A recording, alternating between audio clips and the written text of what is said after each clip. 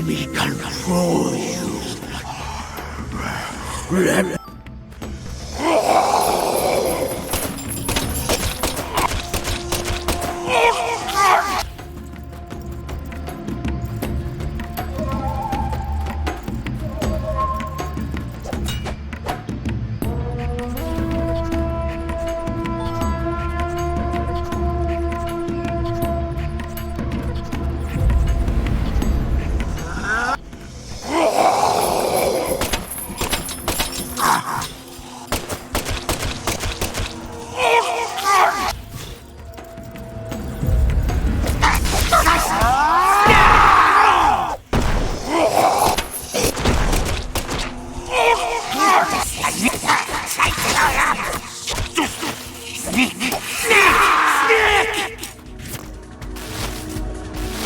You just slice it up. Slice it up.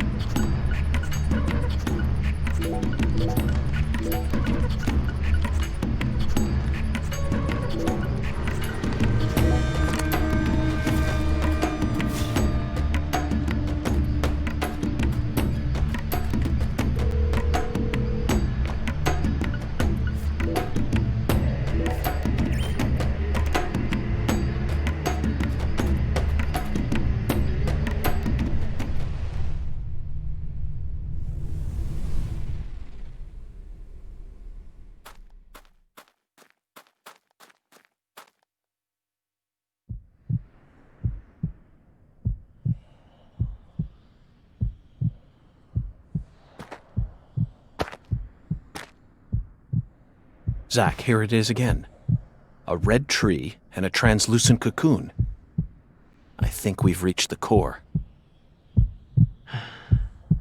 The goddess of fertility will descend into Lucare, and then the sweet fruit will be ours. Destruction is the first step to creation.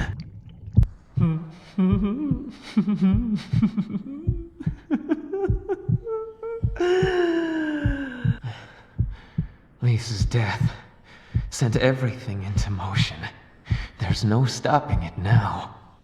Her death proved how determined I am, how dedicated I am to all who trust in me. Galena and Lise, their deaths were not in vain. They led us to the harvest. The Clarkson blood curse will be washed away. Life must be sacrificed. Blood purge. Blood purge. Blood. Blood. I need blood!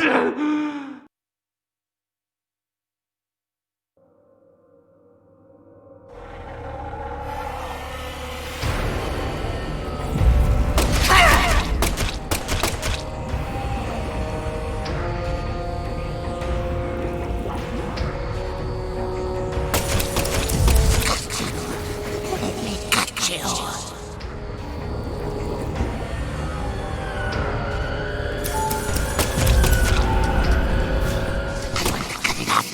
Snip, snip, snip.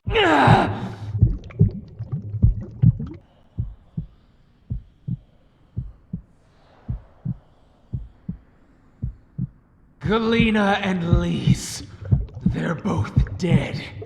I can't turn back now! The Red Soul can't die here! You can't erase it! Blood Purge! The Blood Purge! We will create a new world! A new generation! The blood must be purified!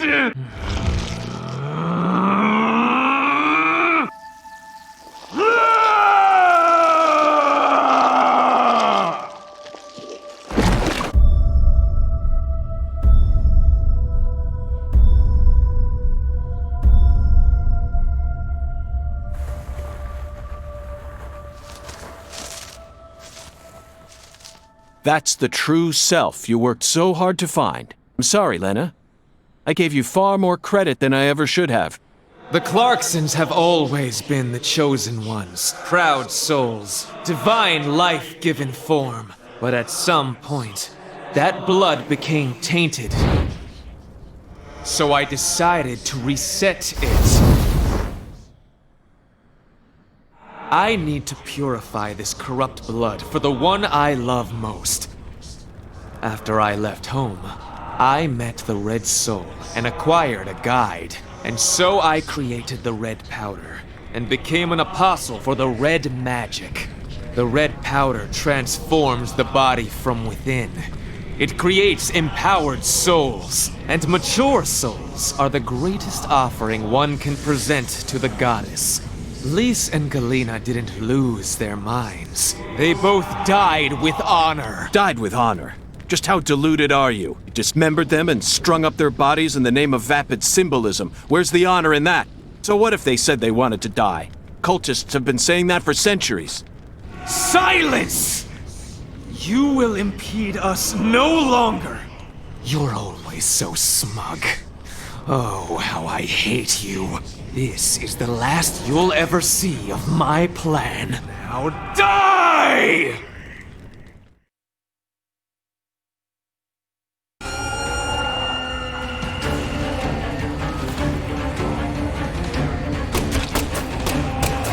Back to dust you go!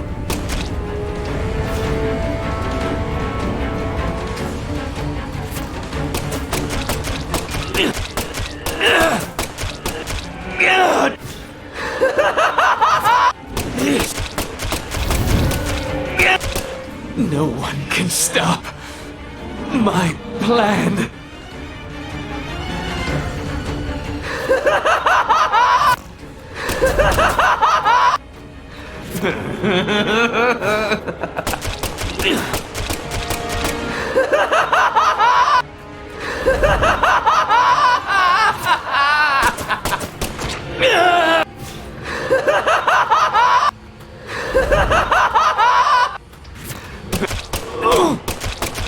This can't be happening.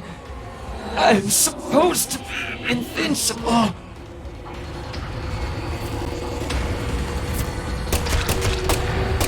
Purification!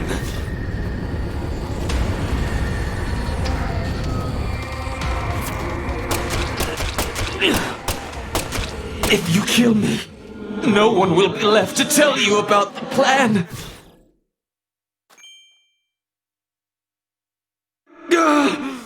No. How could I lose? But it's too late. No one can stop my plan. Now. Not even me! Red Tree!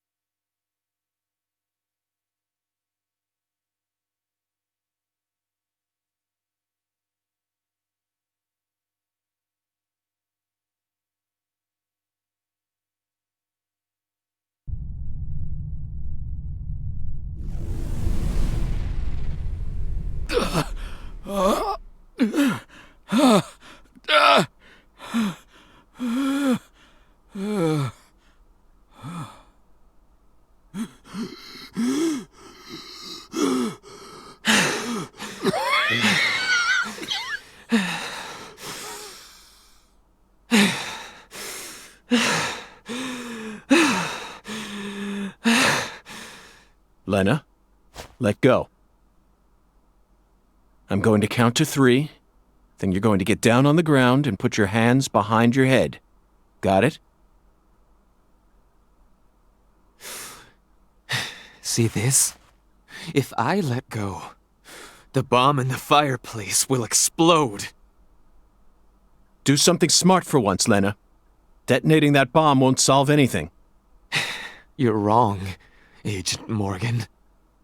It'll give me the ending I've always dreamed of. Leonard,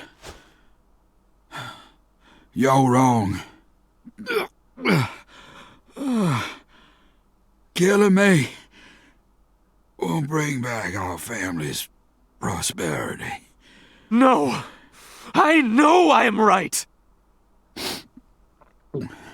You never change.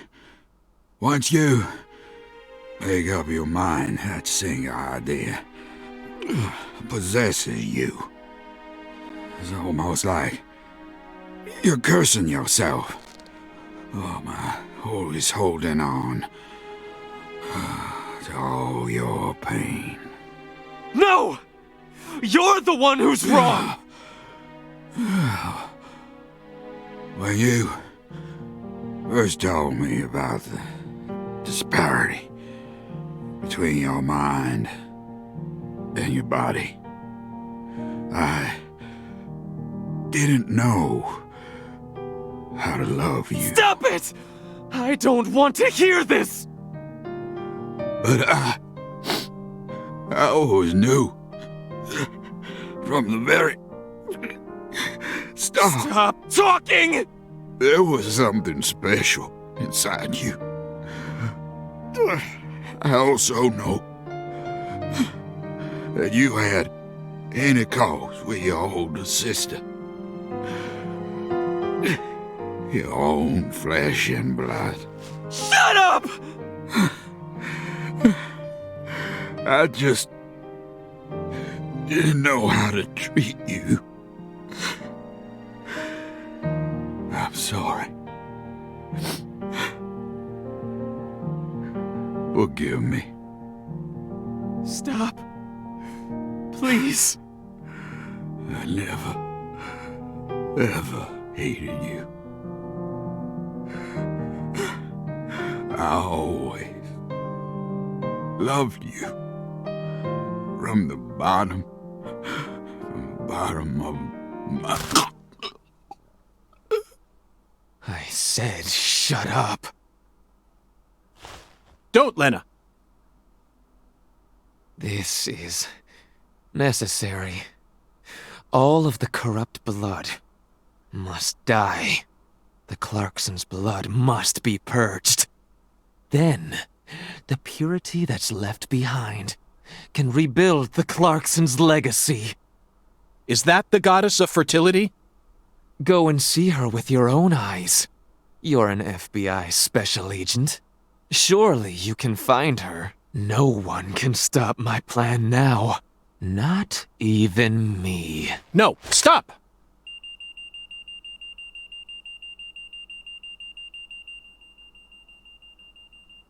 Patricia Clarkson.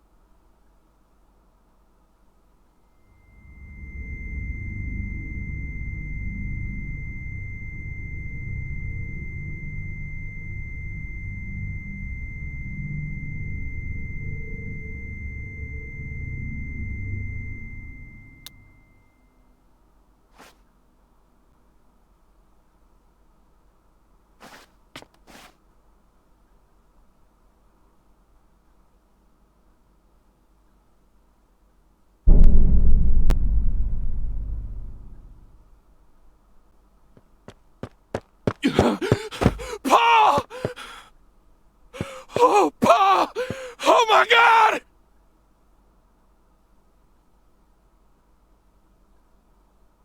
Whoa, whoa, whoa, whoa, whoa, whoa. Agent York? Can you hear me? What is it, Patty? Where's Melvin? Well, I don't know. He won't answer me, and he ain't at the sheriff's office either. What should I do? You think he got caught up in some kind of trouble? I did. No, I did. Oh, shit! I got nothing now. I can't. Patty, I need someone at the Clarkson's house ASAP. I don't care who you send. They can also ask Daniel Clarkson about the details once they get here. And you should also call an ambulance, just in case. Got it? Huh? Sure.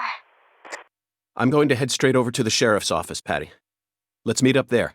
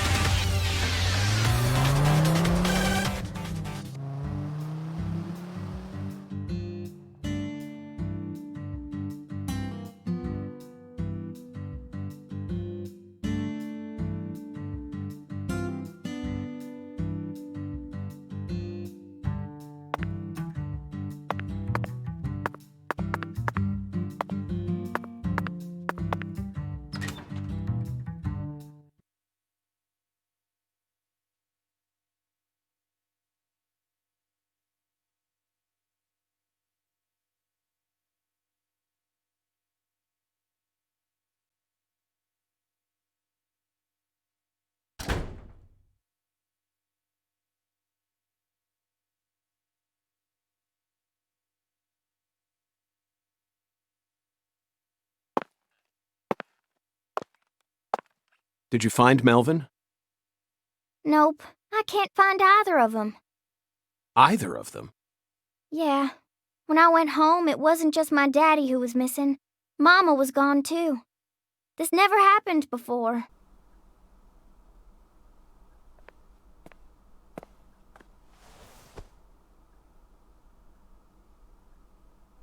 Zach, we need to stop Professor R's plan no matter what it takes.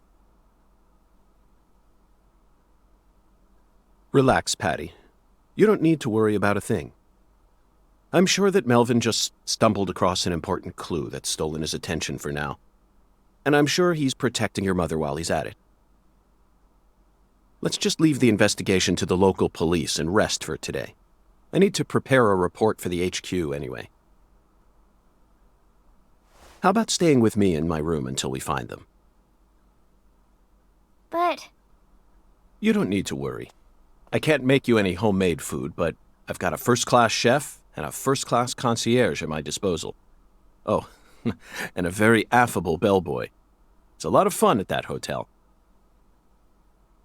But... Okay, I guess. Thanks, Agent York. You're a lady, so you take the bed. Zach and I will be fine on the couch.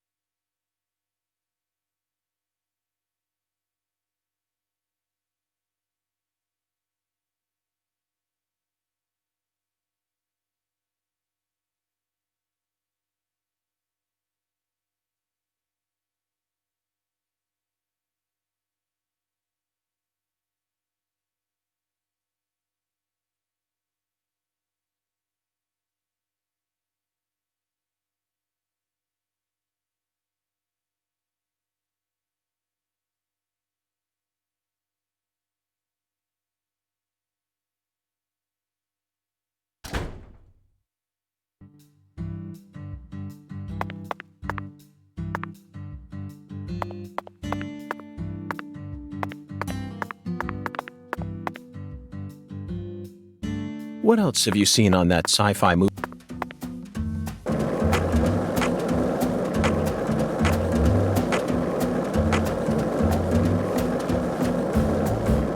Were you thinking about Galena too? And all the other women we've seen so far on our travels across the states? Zach, I'm right, aren't I? This is a vast country.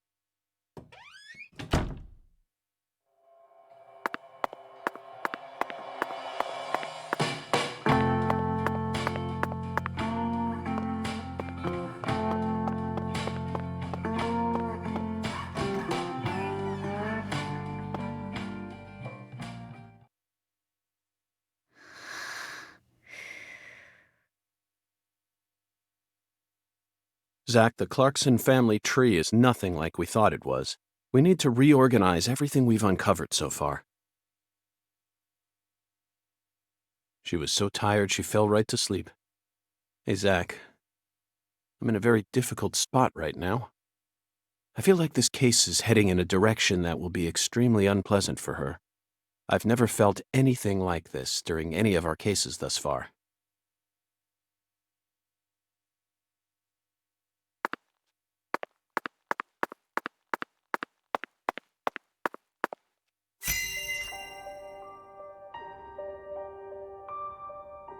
First, let's go back to the beginning.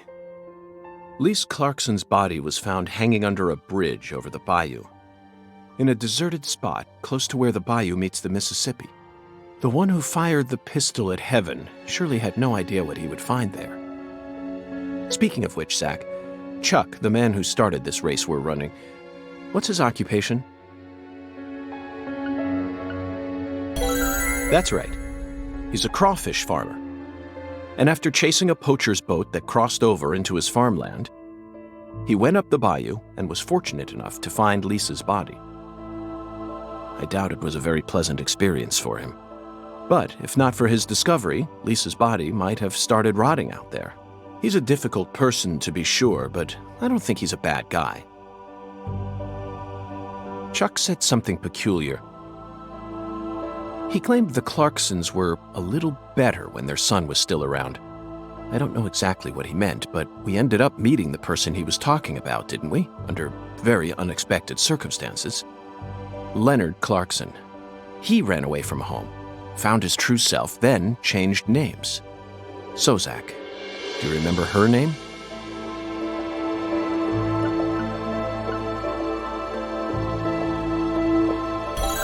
Helena Doman. The townspeople call her Lena. She was also known as Professor R while she plotted against the Clarksons. She's the mother of the new drug known as Sang Rouge. She must have also had a group of followers who worshipped her fanatically. I can see it now. Lena sprinkling down the red powder, corrupting every last pure and innocent girl in town. Lena mentioned her plan each time we met.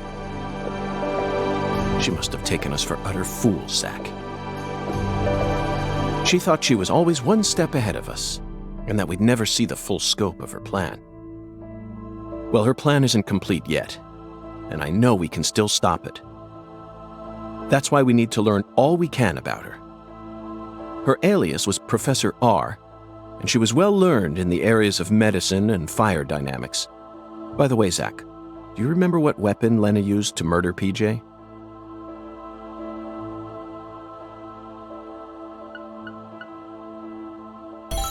Correct. She used a miniature bomb. To tell you the truth, she surprised me. That bomb was so well placed. It left hardly any damage on the building itself, yet still did amazing work on them. Lena should have used that brain of hers for something more productive than that saga of revenge. For example, reviving Lucare's economy from the industrial sector. Widen your perspective, and you'll see that Louisiana is an industrial treasure trove. With her intelligence and her charisma, I'm sure she would have found some amazing opportunities. Such a tragedy. Zach, there's one more important matter we need to think about here. Galena Clarkson, who was murdered in jail. Her body was dismembered, then rearranged into a V shape. Patty and Melvin claimed it was a severed roots killing. But that doesn't make sense to me. And PJ Clarkson disapproved of it when I met him in the other world. He saw Galena's parts lined up and was overcome by an inexplicable fear. Tell me, who killed Galena? Unfortunately, we don't have the answer to this one yet. And it's too big a problem to solve with mere speculation. The answer to this question may lead to a major turning point for this case, and the final turning point for this story. You know it's true, Zach. I only hope it doesn't push us down an avenue we didn't plan on exploring.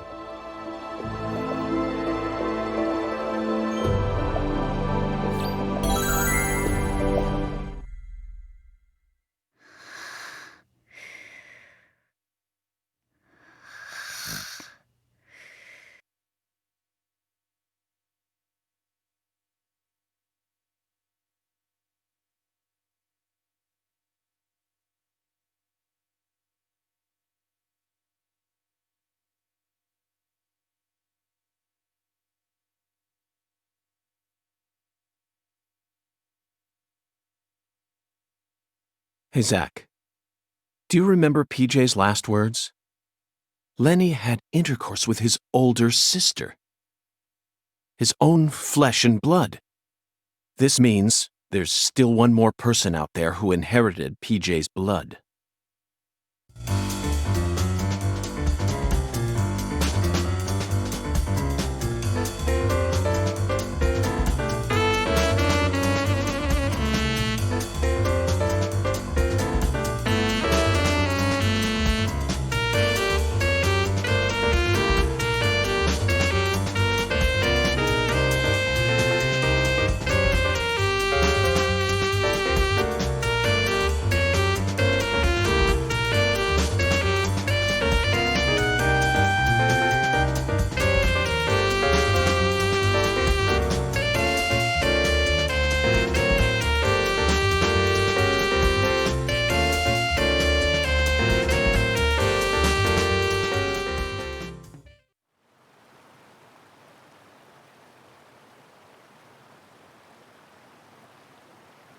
Oh, fucking poachers, now I gotcha.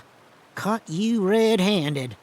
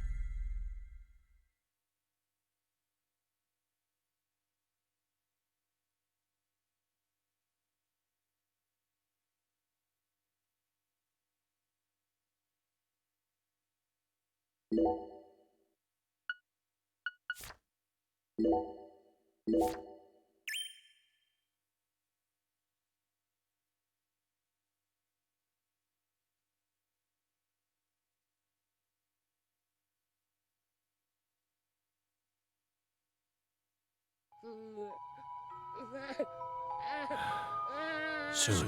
I'm almost there. Just... Please, someone. Stop that noise. Please. I'm begging you. Just stop the noise, please.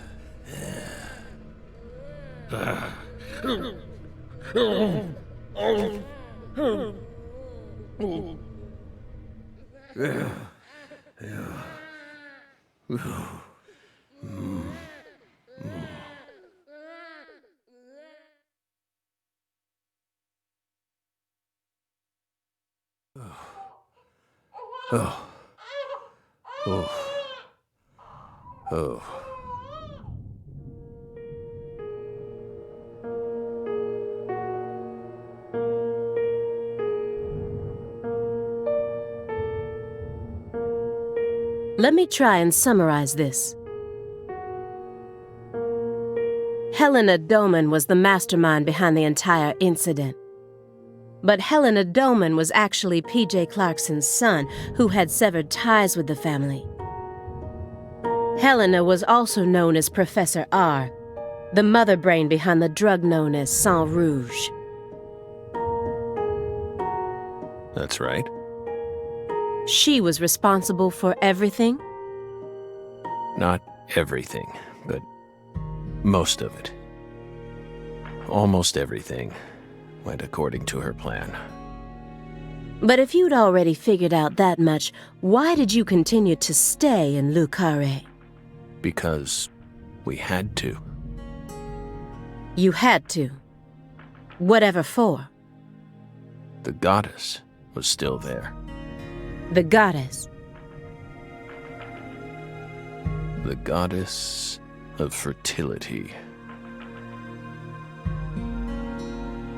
Lise Clarkson's body.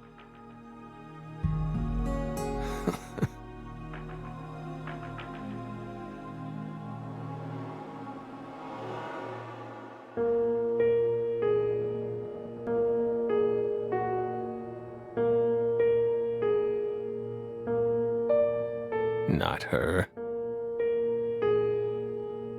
She was as beautiful as a goddess, but she wasn't the goddess. She was Then who is the goddess of fertility?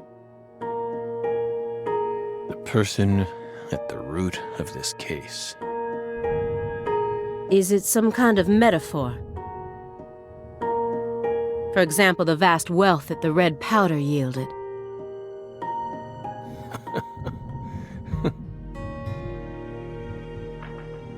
The goddess of fertility embodied abundance on the outside, but on the inside, she was a hollow void. And that void was threatening to swallow up all of Lucare.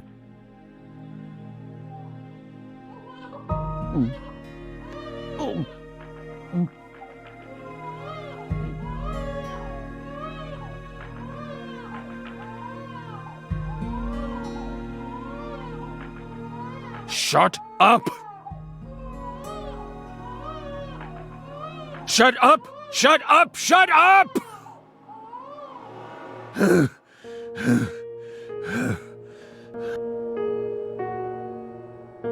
Are you okay, Mr. Morgan?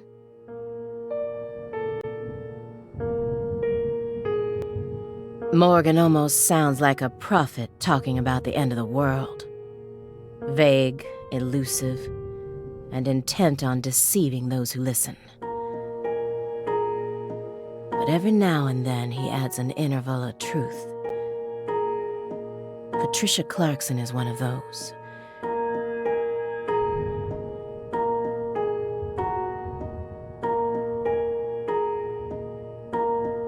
She's something special, something irreplaceable to him.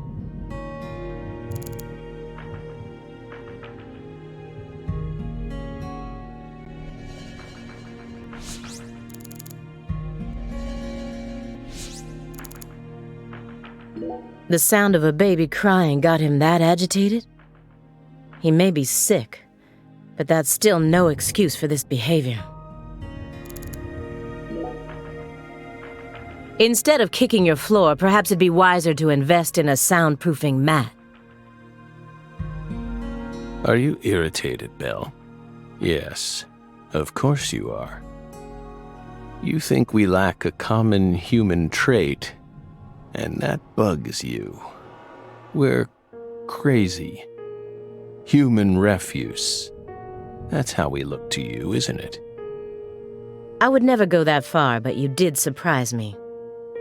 Just doesn't seem like the kind of attitude one should display when in the company of others. Yes, we're sorry. We...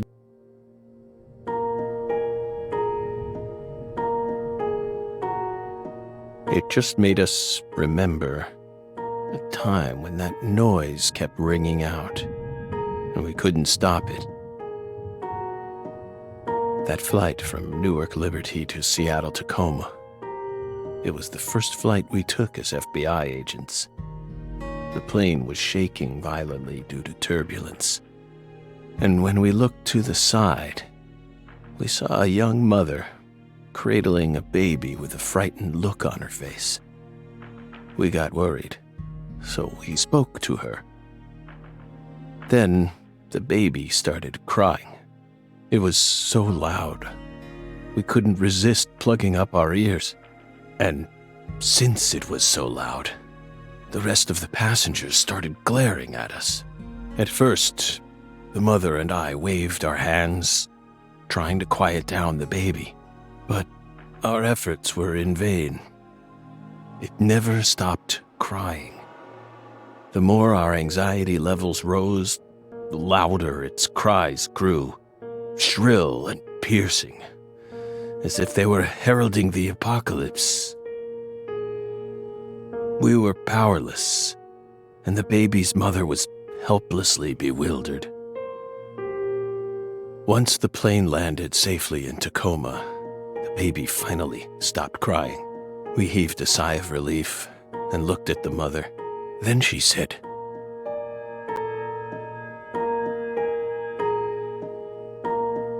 "Whose child is this?"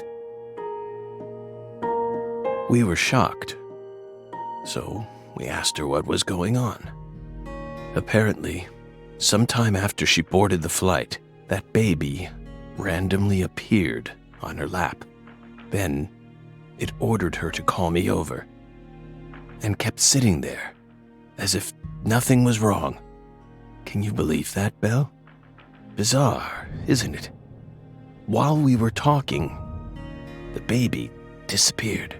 The being responsible for all that loud, grating noise simply disappeared without a trace. Ever since then, whenever I hear a baby crying, I remember that bizarre experience. Well, what do you think, my fairy? Was it some sort of sign?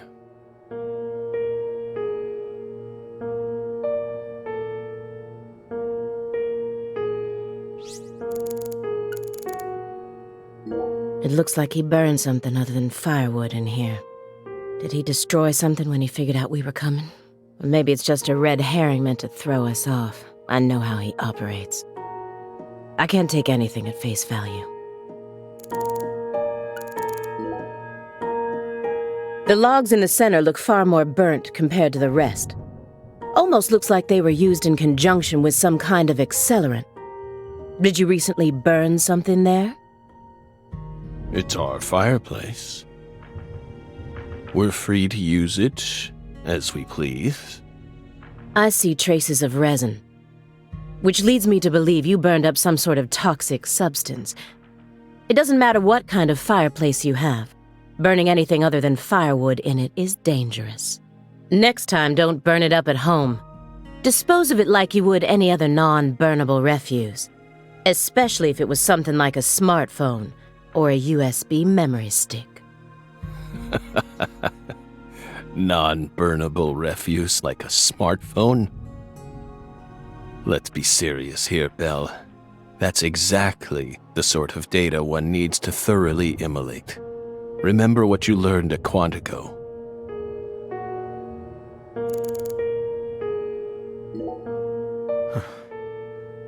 By the way, you're still searching for Patricia, yes? You don't need to worry about that. We're investigating. In fact, we've almost reached our goal. We just need to find some conclusive evidence. Oh, we sincerely hope that's the case. Hard to believe, though. After all, so far you've just been barking up the wrong tree. Barking up the wrong tree. That's right. You shouldn't be wasting time here. You should be out there, looking for her. Then I'll just ask you straight away. Do you know where she is? No, we don't. But we can feel her when we close our eyes and become one with the world.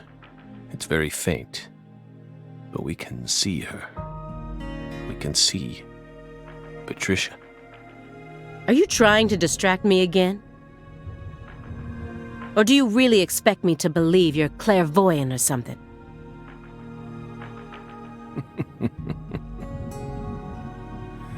What do you think we are, X-Men? It's metaphysical offender profiling.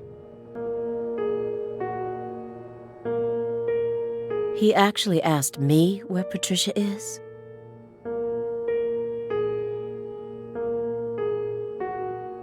Does he have full confidence that we'll never find her? Fine. I can deal with that. I'll just ask him everything I can about the Le Carré case.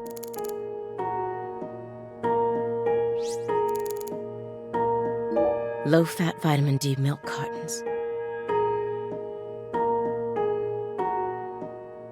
Why are they all lined up so neatly?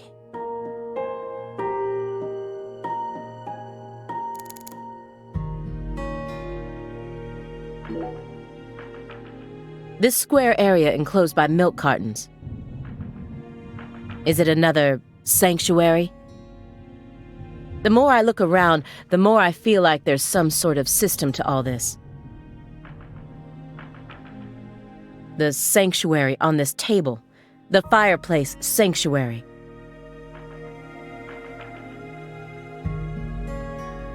And the milk carton sanctuary. They all lead into the room back there.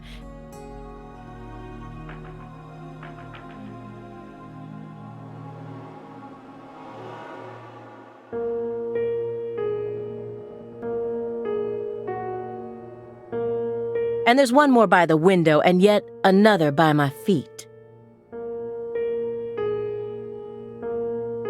Are they signs?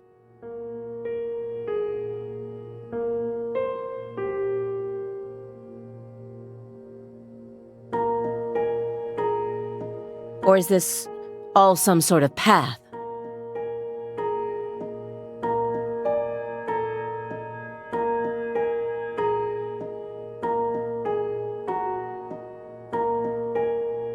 Hey, Belle.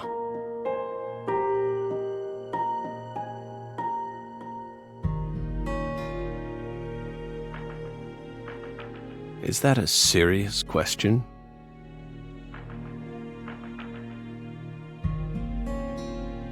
Of course it is.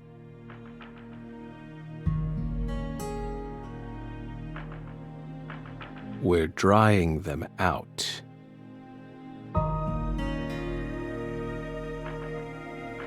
We line the milk cartons up to dry them out, so we can turn them into Halloween decorations. Halloween?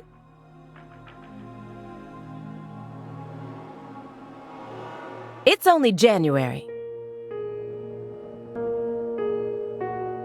This is America, land of the free. Got a problem with that?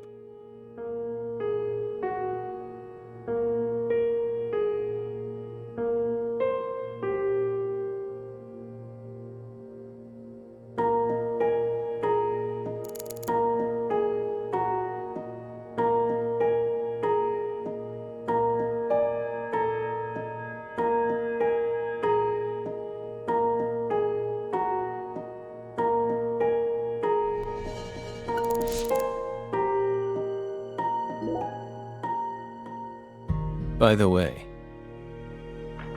how did the FBI find Lisa's body after 14 whole years? That's none of your business. Are you saying they just happened to be investigating the Clarksons' cold storage warehouse by pure chance? That there was some undercover terrorism plot afoot there? I said it's none of your business. Well, then we'll just have to guess. It was an anonymous tip. A tip related to Sang Rouge. Did we hit the nail on the head, Belle?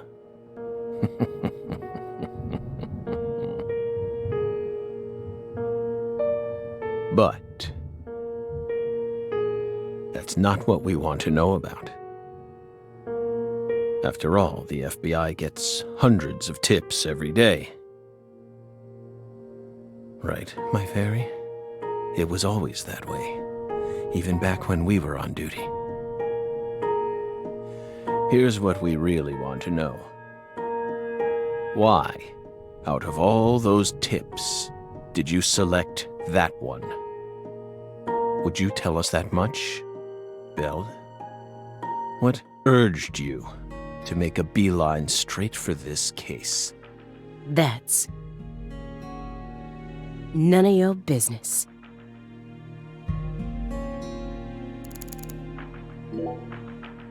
So you think Galena was murdered by Helena Doman, her own brother? No, not her. Galena was someone else. Then who killed her? It's written in the report, isn't it? Yes. But I'm asking you. Would you mind answering me in your own words? You see, I find your entire story highly suspicious. It's a complicated matter. Extremely complicated. Don't let him draw you into his game. Stay calm, Aaliyah Davis. Am I winning here or... No, I need to stay positive. I have to solve this case no matter what it takes. I can't lose courage here. The future influences the present just as much as the past. You asked me why I spent an entire 2 days observing you before I came to speak with you. Well, here's why. Over those 49 hours, I observed the intervals between your actions. When you were neither doing something nor doing nothing. I intently studied your intervals between action to action, and action to inaction. People reveal everything during the intervals between their actions. For example, when you eat alone versus eating with someone else. The most prominent differences always appear when someone either begins or finishes eating a meal. And since these are unconscious actions, they can't be consciously hidden. When you prepare to eat or finish eating, when you move in to clean up, when you pick up a book or close one, when you raise a cup of coffee to your lips, human actions speak volumes. Not even the person doing the actions is conscious of them. That's what lies in those intervals. That's my modus operandi. And here's the conclusion it helped me reach. There's one other person in this house, isn't there?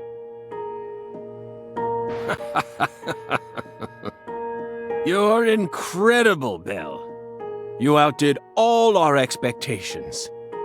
Impressive, to say the least. You're right, Belle. But only half right. Half? You should still be proud, though. Honestly, we never thought you'd make it this far. You've got real talent.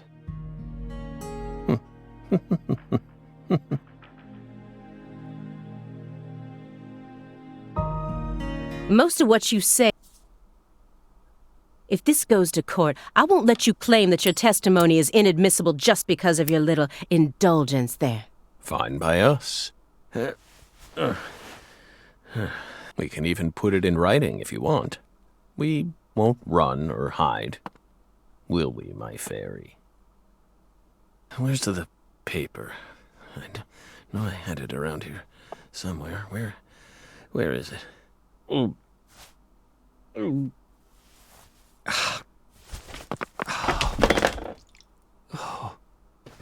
We're fine. Hey, everything okay? What's going on out here? Oh, don't tell me. He's just suffering from nausea. I was more worried about you. You were in there for quite some time. Yeah, sorry. Ever since you got here, I've been all backed up. Mr. Morgan, can you stand? Oh. Is this a sign from the coffee? What could it be? What is it trying to tell me? Think. Is that a dragonfly?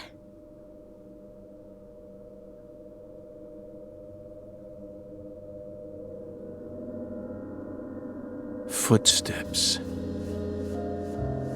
Big footsteps. Footsteps. Big footsteps.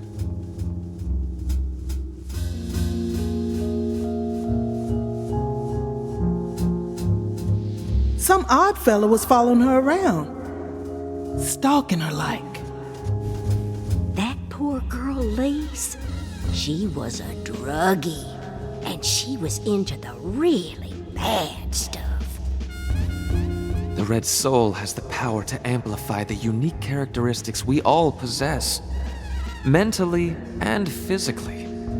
That's why I created the Holy Red Powder.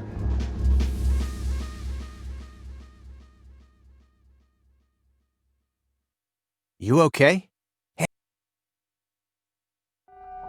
We're fine. Just feeling a little tired. Would you take us to get our medicine? Sure. It's in the bathroom, right?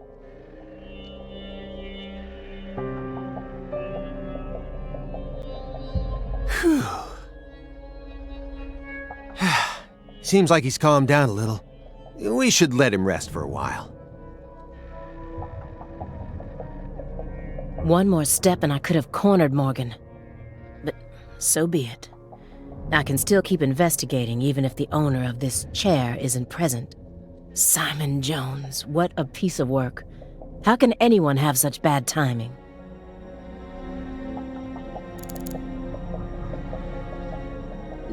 Agent Jones has been acting strange the entire time we've been here. He told me he wasn't very good at dealing with suspects in person, but can anyone be this bad at it? Is he hiding something? Or maybe our suspect found some dirt on him. Either way, I wish he'd stop trying to drag me down with him.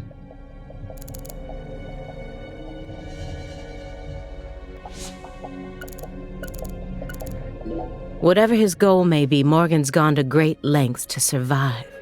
But no matter how hard he tries, the heartless monster inside of him will just keep devouring his body.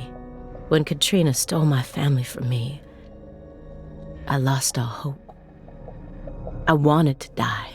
What is he hoping for? I didn't think he'd gotten this bad. I can't let him die on me yet. I need to get more clues out of him before his time runs out. I wondered what sort of food he was eating, all shut up in here. Pizza? Why do they all love pizza so much?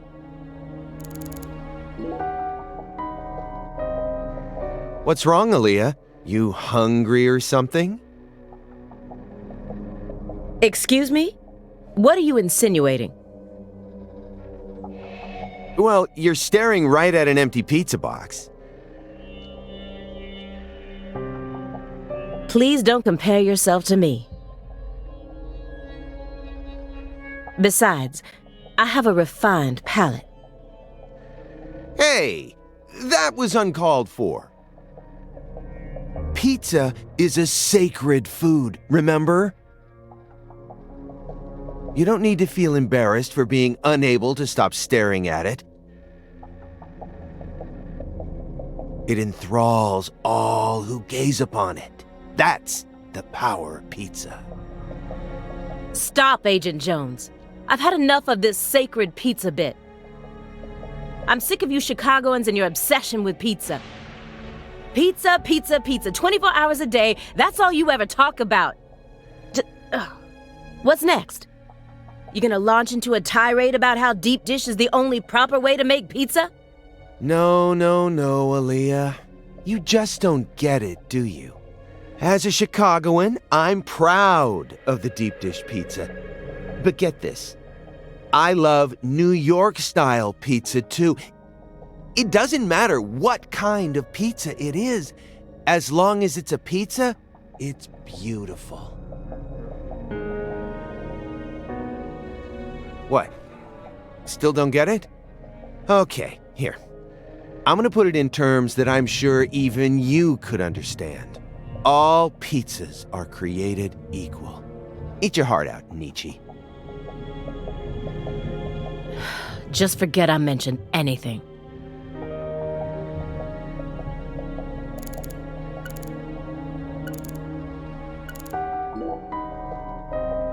Why do you think he's trying to survive so badly? What does he hope to achieve? What do you mean? He who has a why to live can bear almost any how. No more Nietzsche. Please, just stop. I feel like my ears are gonna start bleeding. Hey, Agent Jones. Wanna know why I love Nietzsche's quotes so much? Sure. I first discovered Nietzsche in a shelter after Katrina. At the time, I was shell-shocked, hopeless. I wanted to die. How could a 13-year-old girl go on living alone with her little brother? Then, in that shelter, I met a college professor. His school was damaged by the hurricane, too, and got closed down. He also lost his family and was living there in the shelter just like me. So we gradually started spending more time together. I'll never forget the 3 months I spent with him. He loved Nietzsche. And out of all of Nietzsche's quotes, there was one from Thus Spoke Zarathustra that he repeated over and over again. Better know nothing than half know many things. Better be a fool on one's own account than a sage on other people's approbation. I thought it was a strange quote to hear from a college professor, you know? Why would he think it would be good to be a fool? But I understand what he meant now. He was trying to encourage my little brother and I, so that we'd be able to bear the weight of the victim label that was about to be slapped onto us, so that we could go on respecting ourselves without ever succumbing to all the patronizers. After that, my grandmother in Lafayette took us in, and that was the last time I ever saw the professor. But whenever I quote Nietzsche, my memories of him come flowing back into my mind, and they give me the power I need to keep pressing on. So I'm gonna keep quoting Nietzsche, just to make sure I don't forget my roots. Oh, I see. Yeah, I think I get it now. Nietzsche is to you what pizza is to me. Sorry for giving you a hard time about it. You are free to go on quoting him whenever you want, of course. I won't say another word. Agent Jones, what the hell is wrong with you? How dare you compare Nietzsche with pizza? Oh, come on.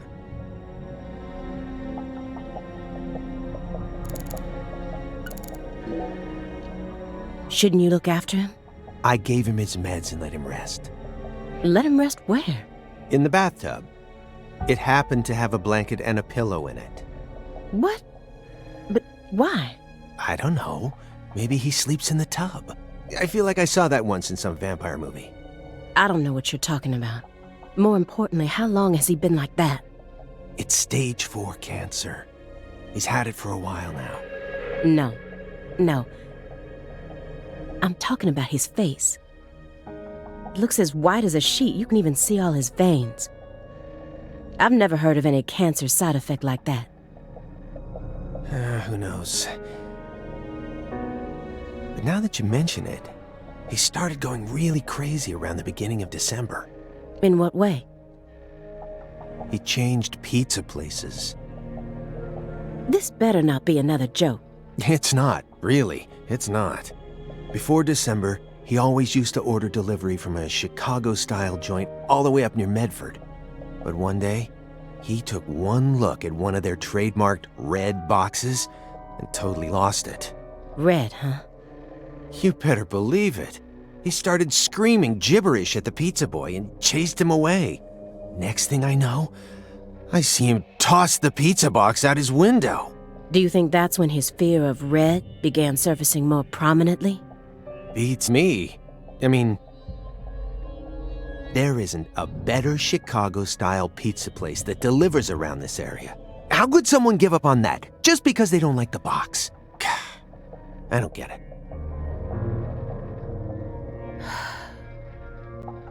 Were you serious for even a fraction of that story?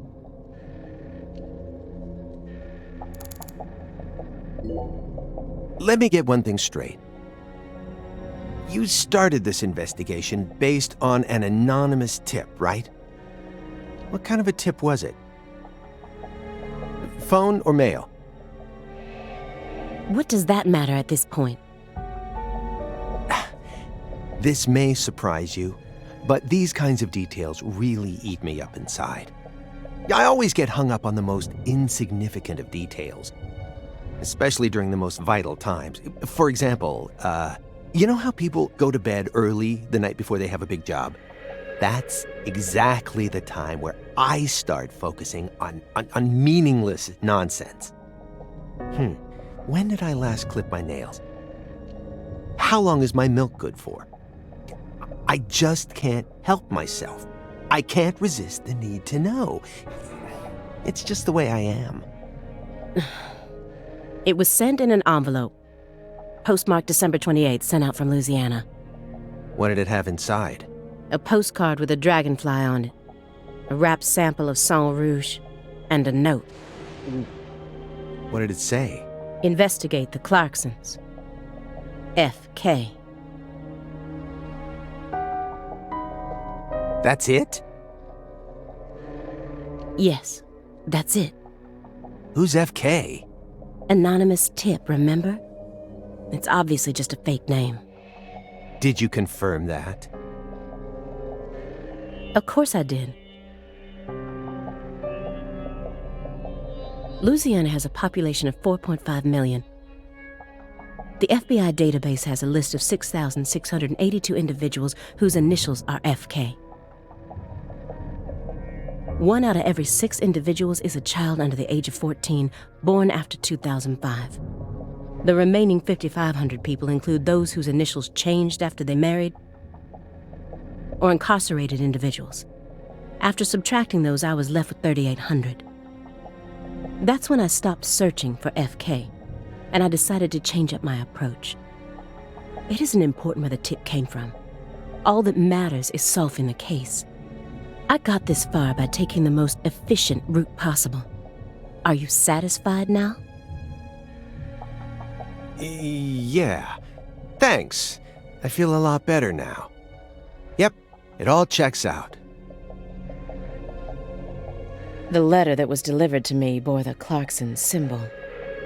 A postcard decorated with a dragonfly. The mark of the Clarkson family. A single sheet of paper ordering me to investigate the Clarksons. And...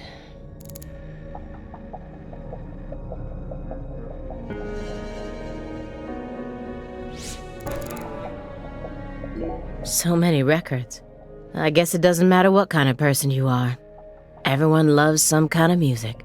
That's one of the reasons why music is so powerful. But...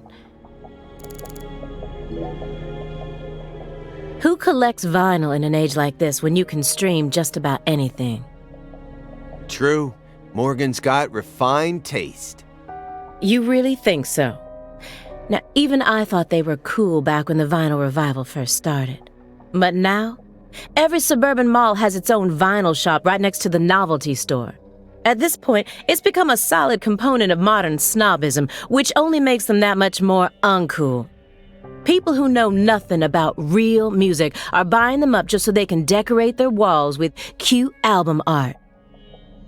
How do you ever have time to enjoy anything when you're always so busy putting people down? Excuse me?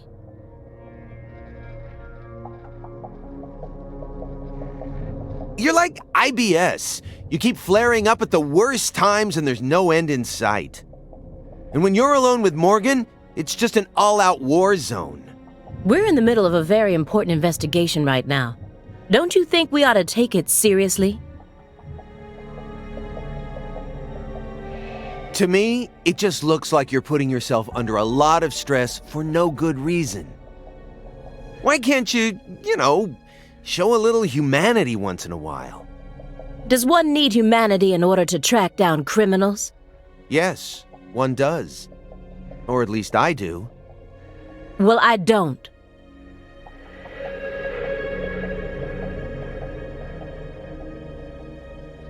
Come on, Aaliyah. I'm your partner, aren't I? For a few days at the very least. I'm your invasive partner who has a passionate relationship with pizza, right? Why can't you just let me in on one thing you actually happen to enjoy? Oh, aside from Nietzsche, that is. You know, I'd really rather not. Why do you always have to be so withdrawn? I can't help it if there's certain things I don't like. No, come on. There's got to be some kind of music you enjoy. This is a good chance to teach me a bit about yourself. I said no. Do you like Justin Bieber? Too cute, not my type. Drake? I've only ever listened to the hooks. Well then, Ariana Grande, Katy Perry. Hell no, am I done now? Well then, what do you like? Ugh. I have to tell you? Yes, you do. Pink Floyd. No way. You're a prog rocker? Who turned you onto it? Your dad? As far as I can remember, I've loved prog rock ever since I was born. That's just how music works, right? I mean, The Wall is by far my favorite album. Even to this day, I find it hard to believe that they made that in the 70s. It still sounds completely fresh and unique, as if it was just released yesterday, and... What? No, I was just thinking, I wish Morgan could have been here for this. Don't you dare tell him.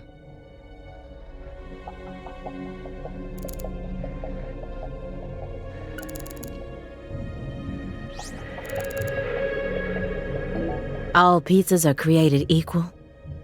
He's got some nerve. He's making fun of me. I know he is.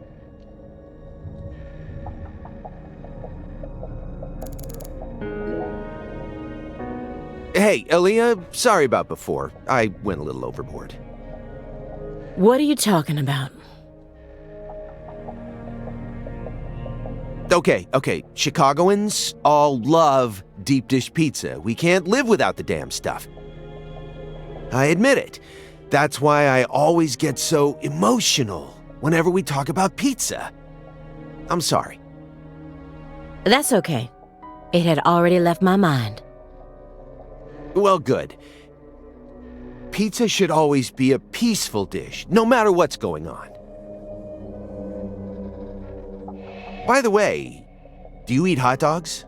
Why do you want to know? Just tell me, do you eat them? Every now and then, yes. Okay, so what do you put on your hot dogs? What is this? A personality test? No, nothing of the sort. You see, the thing is, we Chicagoans are very tolerant when it comes to pizza preferences. But hot dogs? Well, that's a different story. Meaning? I just can't stand those people who put ketchup on their hot dogs. Huh? Mustard is the only condiment that people should be allowed to put on their hot dogs. Anything else is heresy. And yet, look at our world today. Do you know how many people are out there dripping ketchup all over their Franks?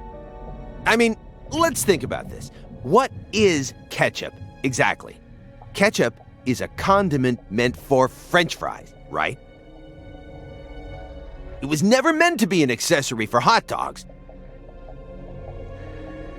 It's out of the question. You got a hot dog, you use mustard.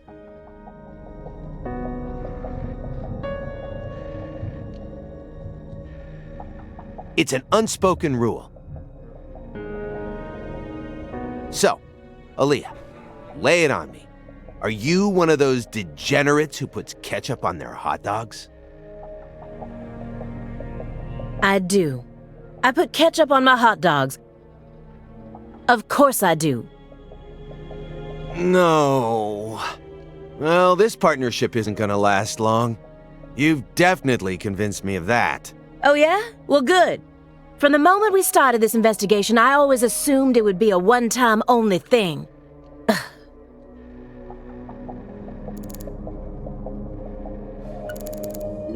Judging from what he's told me so far, My fairy isn't his chess partner. That being fulfills a different role within him. So who's he playing against then? Who would be a good match for him?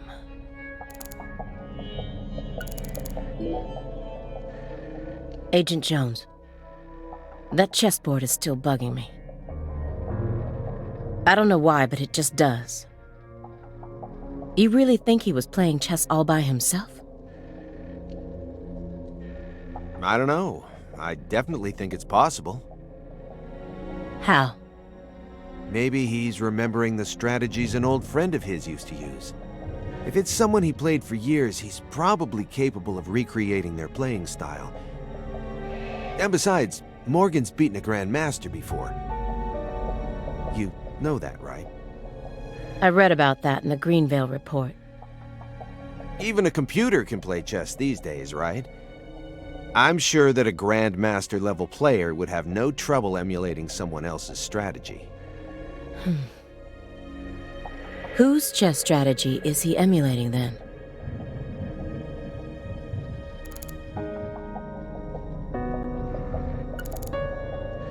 He's got films from every genre you could possibly think of, but only movies from the 80s. I've never met such an exclusive film collector.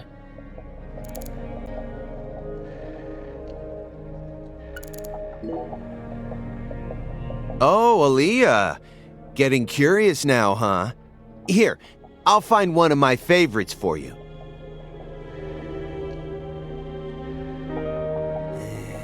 How about this one? Who Framed Roger Rabbit, directed by Robert Zemeckis. It's a fantasy movie that mixes real actors with cartoons, using what we'd call CG these days, I guess. Yeah, I know that one.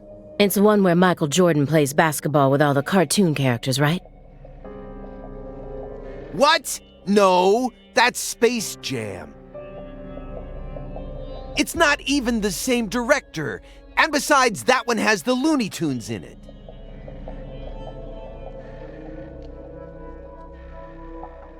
Whatever.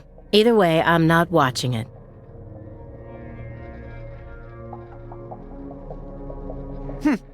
Fine by me. You know, you're really lacking in the cute department. Is that supposed to be an insult? No, not at all. I'm just trying to help you turn a new leaf. I'm your invasive partner, remember? Why do you care so much? I like myself just the way I am. No, wrong answer. I think you could use a little more softness, you know what I mean? That would definitely make it easier for people to help you out, you know.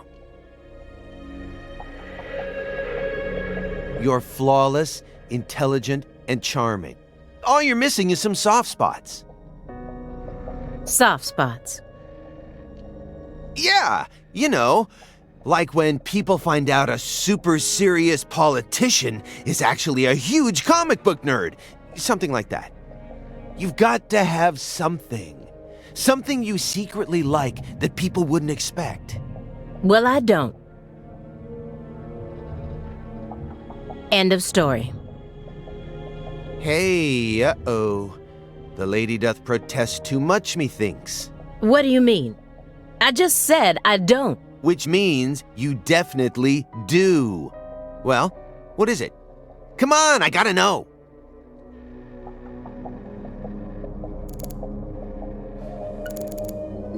A soft spot? Ugh. He doesn't even understand the first thing about me.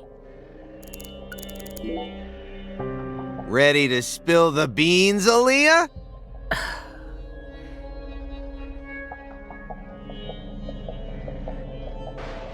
I'm afraid of thunder.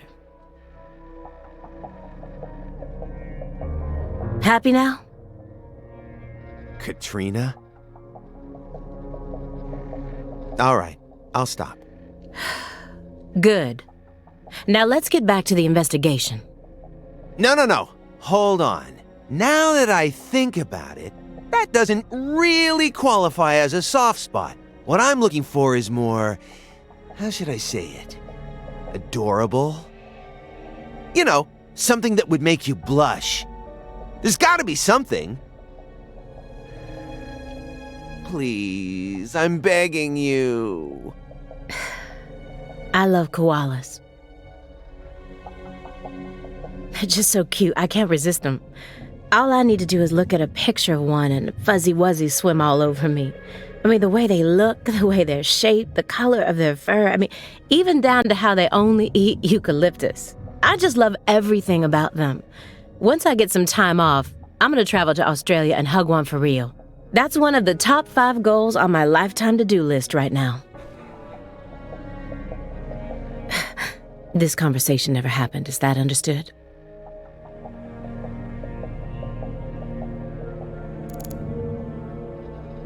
Professor R, the mother of this evil powder, is dead and gone. So then why are her demon seeds still being passed down? This drug has already taken so many lives and more are bound to follow. It has to be stopped. So, why did you decide to take this case? Because it's my job. Really? Why not? You aren't just following orders here. You've got way too much emotion invested in this. Some kind of special emotion. There's no use trying to hide it. Despite how I may look, data analysis is my forte. I know how to see through lies. I don't mean to be nosy, but would it kill you to confide in me a little? I didn't manage to live this long simply because I'm fiendishly handsome. And besides, we're going to be tiptoeing across a thin line of legality with the rest of this case, so I'd prefer to have some probable cause. That way, at least I can back you up when you need me to. There exists in the world a single path along which no one can go except you. Whither does it lead? Do not ask, go along it. You're pulling out Nietzsche at a time like this? Come on. I have a little brother. After overdosing on a certain drug, he was thrown into rehab. He's been clean for 2 years now, but he still won't utter a single word. All day long, he's plagued by hallucinations. He can't tell if he's dead or alive, if this is reality or if it's all a dream. Sang Rouge? That's right. The doctor can't tell what's causing his condition, so they can't treat him. He just told me to prepare for the possibility that I may never get my brother back. This was his. I bought it for him after he graduated high school and found a job. He never got a single chance to wear it, though. Someday, I believe that he'll get better. And I'll get to see him put this on and head out to work. So you think that if we nab the person behind all this, we may figure out how to conquer the addiction? Right. You really think it'll be that easy? I don't know. But I can't just sit around and do nothing. He's the only family I have in the entire world. What about your parents? When I was only 13, Katrina took him, leaving my 7-year-old brother and I behind. I'm sorry. It's fine. I've already dealt with my past. Now I'm just working as hard as I can to complete the duty I've been given. Yeah. Hey, Agent Jones. I just want to double-check one thing. You didn't find anything in the bathroom. Nope. Nothing in there. It must be the bedroom then. Just like I thought. Are you serious about this? Huh? Now you're having second thoughts? Well, not exactly. Then what? I understand how you feel, but he's got an incurable disease. And he used to be one of us. So? The truth he's given us so far could all be completely fabricated. He's a genius lone wolf agent who solved nothing but difficult cases during his years of active duty. That's what they told me at Quantico, at least. Over and over again. I had to listen to them talk about how no one could ever replicate the kind of work he did. But let's be real here. You saw his face, didn't you? It was inhuman. It looked like the face of a killer who's been possessed by death. Patricia Clarkson is here, in the next room, only a single wall away from us. After 14 years, he went back to Le Carré, kidnapped her, and imprisoned her here. He's trying to complete something big right now. Something that's deeply connected to Saint Rouge.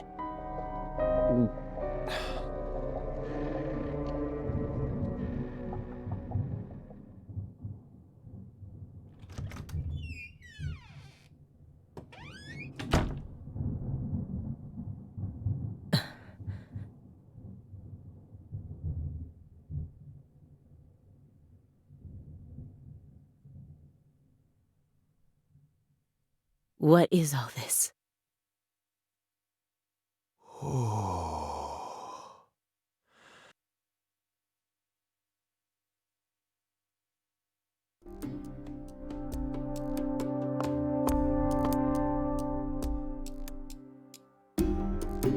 Pictures of people from Le Carré.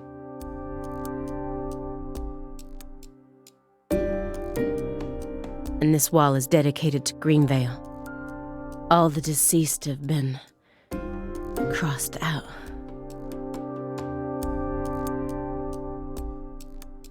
Sheriff Melvin Woods?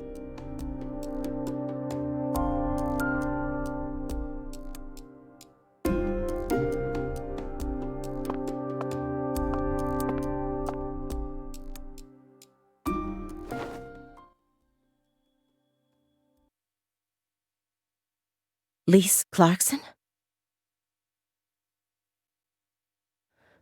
Where's Patricia?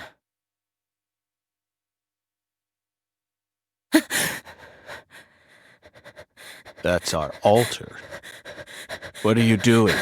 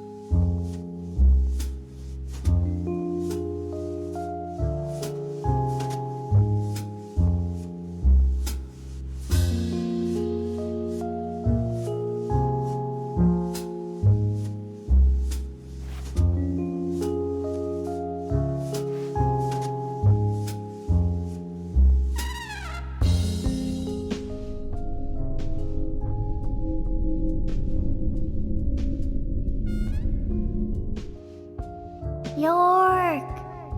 Agent York! York!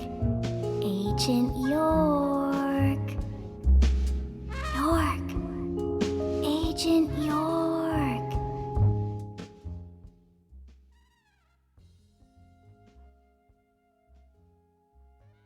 Hey! Agent York! Agent York? Hey! Hey, Agent York.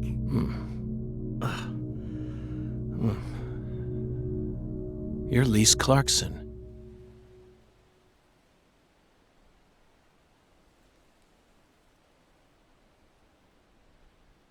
What's wrong? You're acting weird.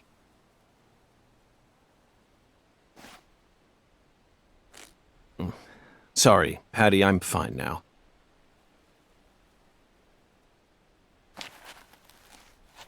More importantly, do these red seeds come from some kind of plant that grows around this area? I don't know. What do I look like, a botanist? This isn't your average backwoods town. The Clarksons' ego and control has been piercing the town's heart like a massive dinosaur bone. But over this past century, time has been busy eroding the beast's power from within. And now, the very thing that once fortified this town is polluting it with putrid gas and rotten marrow. Zach, this is the point where it all collapses.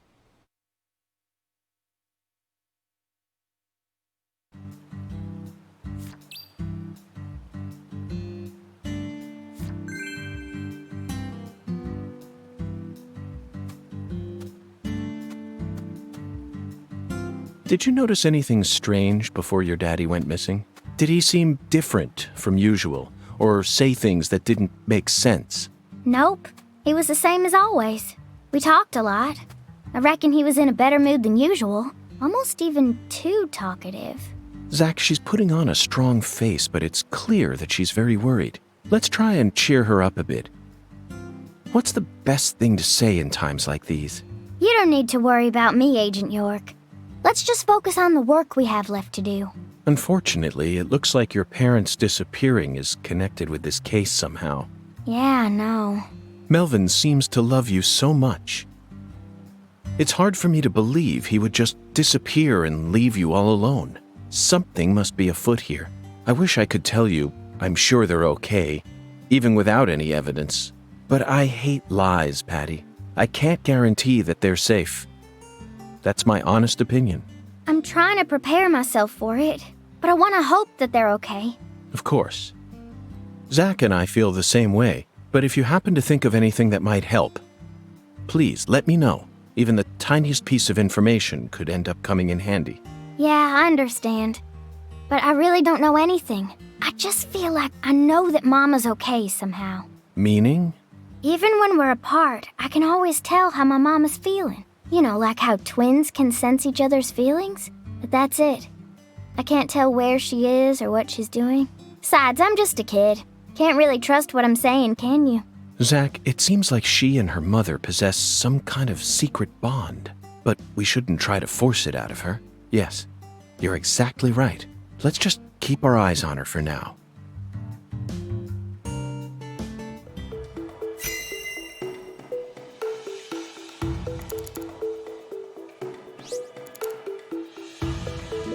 The growth is all missing from this particular section. It wasn't just cutaway. She used fire to burn it out. Everything was planned so meticulously, as if she wanted to show this altar to someone. That's why Chuck ended up discovering it. There's a flat, evenly weighted stone here. I bet we could use this to score an amazing stone skipping record. Let's give it a try whenever we get some downtime. For now, we need to focus on this investigation, Zach.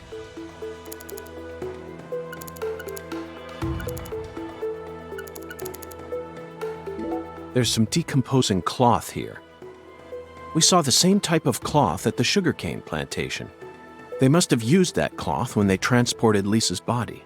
But who cares about mundane evidence like that? This isn't a case that can be solved by gathering the kind of evidence we'd need to submit to a court.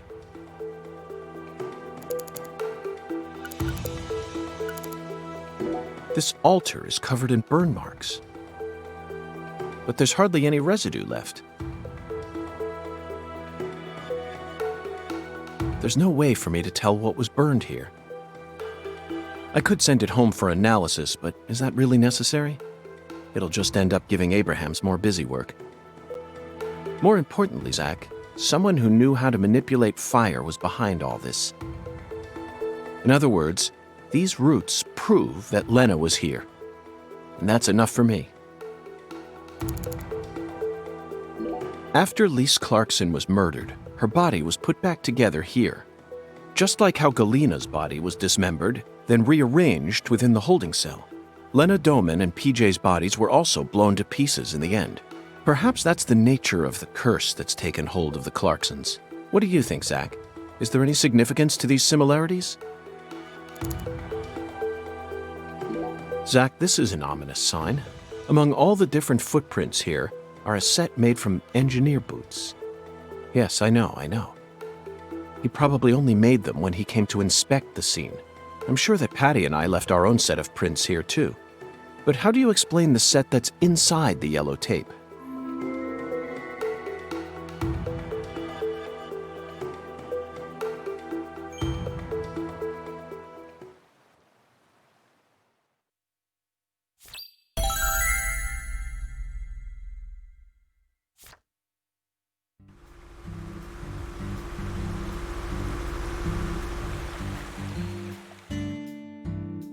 Hey! FBI! The hell you doing back here?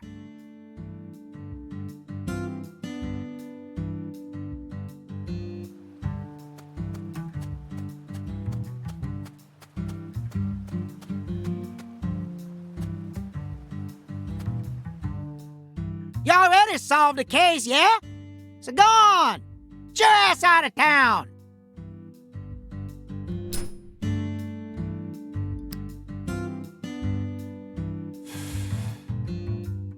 Why do you think I solved the case?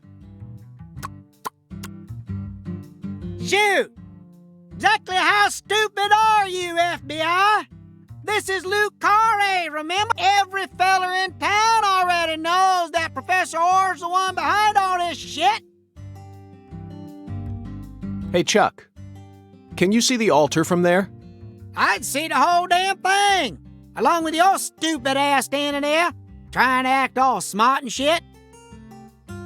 You told me that the poacher's boat you were chasing disappeared around this area, correct?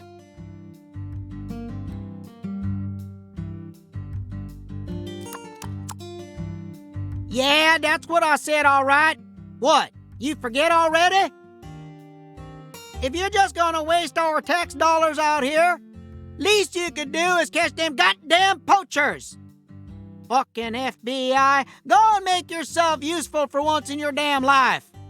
Chuck, we don't chase down fishing boats. Unless it's a terrorist boat that plans to overthrow our government, that is. Huh. Then stop acting all leery, like I ain't being truthful or whatever. I'm busy too, you know. So long, FBI.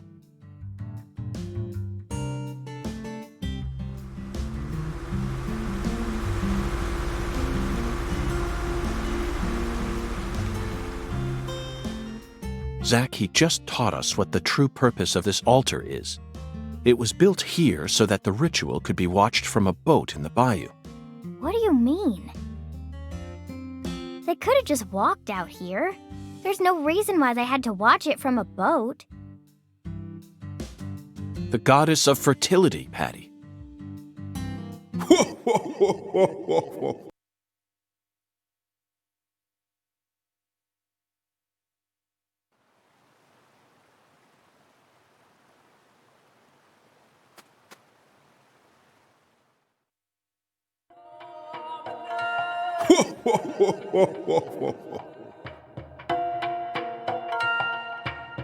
The goddess of fertility. A fine name indeed. So much blood has been shed, yet you remain in this town. Surely, you know why. Of course I do, Hoongan.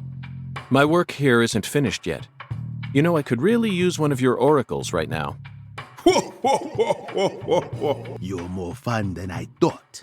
Here's the oracle you ask for. Listen with your heart. Speak to the 17 comrades who saw the birth of New Orleans. Feel the holy Allah. The giant lady's finger points down toward your goal, the entrance to the forbidden. Poetic and graceful as ever, Hoongan.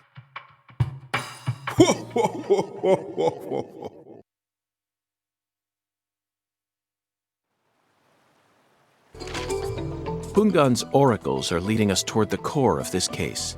That's the one thing I'm sure of. But don't misunderstand, Zach. I'm not blindly following him. I only follow my intuition. Metaphysical offender profiling. That's all there is to it. The 17 comrades must refer to some area that has 17 of the same thing in it. We may need to use history to figure this one out. After all, we need to find someone or something that saw the birth of New Orleans.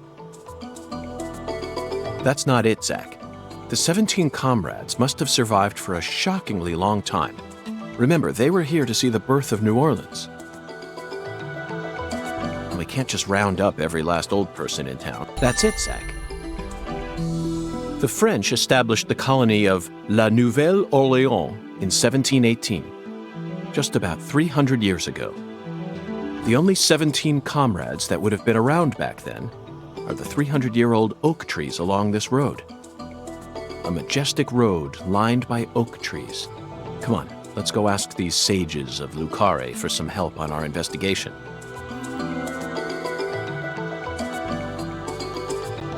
Zach, the Holy Allah is a shockingly simple metaphor, especially considering the quality of the oracles we've received thus far.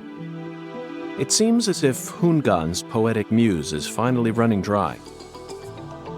The great thing about us Americans is that we can recreate our homeland anywhere. We're happy to transport crunchy bacon across the deserts of Africa if we need to. That's what it means to be American, and this Holy Allah is just another example of that. From the early days of the frontier era, they've been helping us Americans be what we've always meant to be.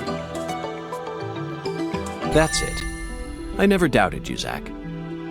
The Holy Allah refers to a water tower, specifically that water tower with its Clarkson family crest. It must be hiding some sort of clue. Let's fill the Allah and see what it yields.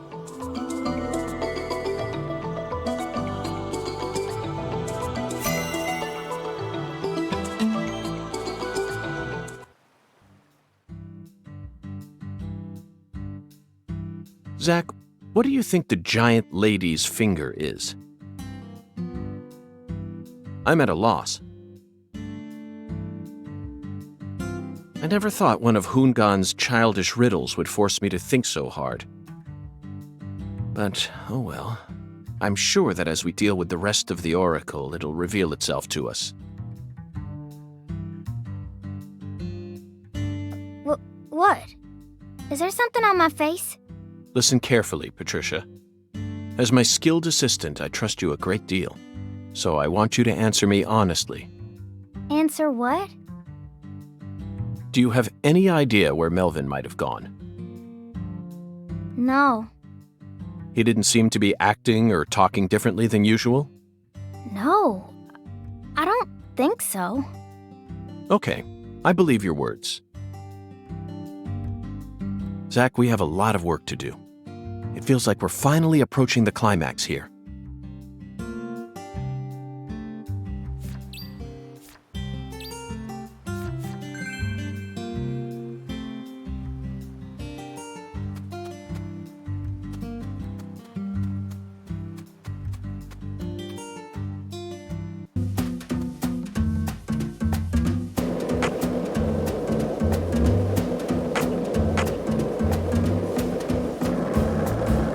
We've been in this town for longer than we originally planned, haven't we? Oh no, I'm not complaining. I'm used to living out of a hotel, and I love southern food. There are some inconveniences, though. There's no movie theater in this town, nor is there a video rental store. And the TV in the hotel room doesn't get any of the on-demand movie channels. We'll just have to get lucky and encounter a movie being shown on TV. The movie environment in Lucari is no different from that of the 70s, Zach. No, they don't have a movie theater. So I suppose it's even farther back than that. But it's true that these are the times in which one always encounters the best movies. It's always been that way, hasn't it? Think back with me. Remember that hotel in the rundown town near Monroeville, just outside of Pittsburgh? I took a shower, and by the time I got back into bed, it had already started. Time Walker. 1982, directed by Tom Kennedy. I started watching it without any idea as to what it was about, but it instantly got me hooked. The plot highly exceeded all my expectations, constantly revealing shocking truth after shocking truth. It was a hyper-realism masterpiece. Even after we checked out from the hotel, we couldn't get that film out of our heads. Not even when we stopped by the Monroeville Mall, the primary filming location for Dawn of the Dead. Instead of the living dead, both you and I were totally preoccupied with thoughts of that living mummy. And we were so excited to visit the Monroeville Mall, too. You kept insisting that you were going to track down those kumquats that Roger had eaten. In fact, I'm pretty sure the only reason I took on that case was because I knew it would let us travel out there. Instead, Time Walker blindsided us. And that's all we could think about. Even when we were inside the mall, we were both off in a different world. There you...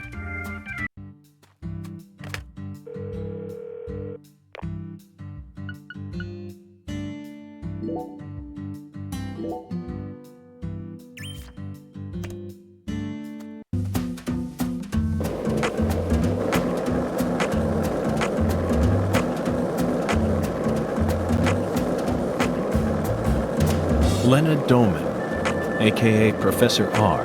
How could such an intelligent person like her suffer such a tragic downfall? Does the South really corrupt people like Patty said? This sunlight certainly seems capable of breaking someone down. No matter how you try to resist it, it's so hot it feels like I'm burning up. But that doesn't explain it. Perhaps we really do need to focus on the Clarkson bloodline itself. Everything in this town, whether it's visible or invisible, it all carries shades of their influence. Buildings, people, conversations, food, right down to each blade of grass. There isn't anything beyond the reach of the Clarksons' breath. Even San Rouge itself was created by Clarkson blood. Zach, just looking at the people involved in this case tells us all we need to know, don't you think? What stands before us now aren't your usual serial killers, and not even your usual drug case. It's the history of sin.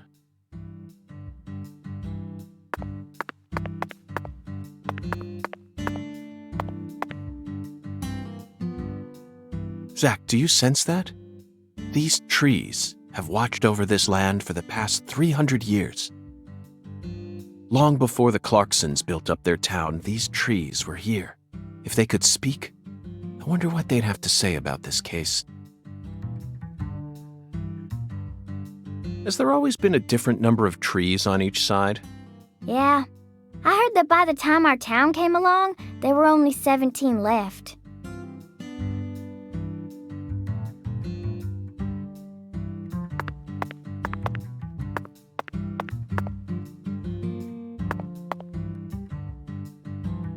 A general from the South might have cut one down during the Civil War. Intriguing, Patty. Why did he cut one down? I don't know. Folks say he planted a red tree in its place. I don't know if that's true or not, though.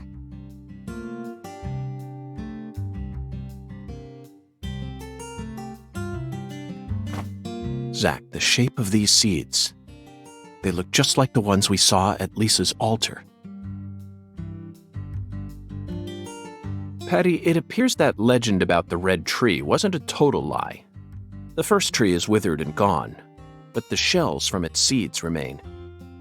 Perhaps that red tree left some descendants somewhere else.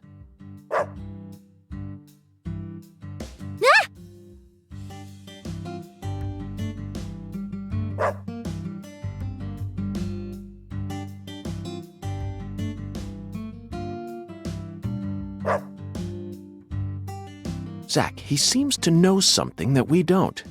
Doesn't it seem like he's trying to guide us somewhere? What? What's going on? Change of plans, Patty. Let's go on a little stroll with that Dalmatian.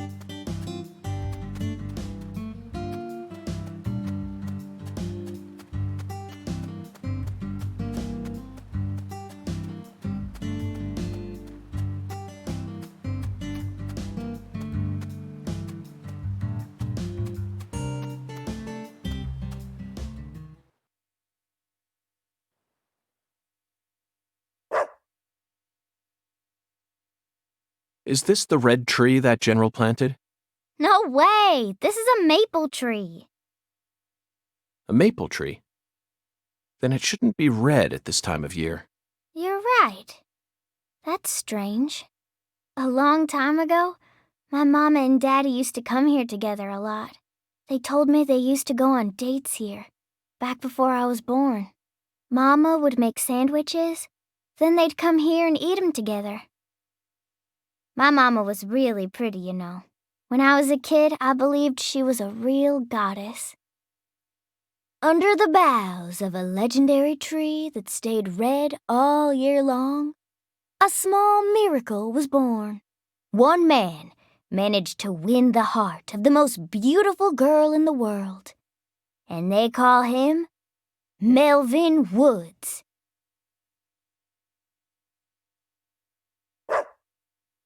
Looks like it's time to move on. What a fantastic guide we managed to find. He actually waited for us to finish talking before taking us on to the next spot.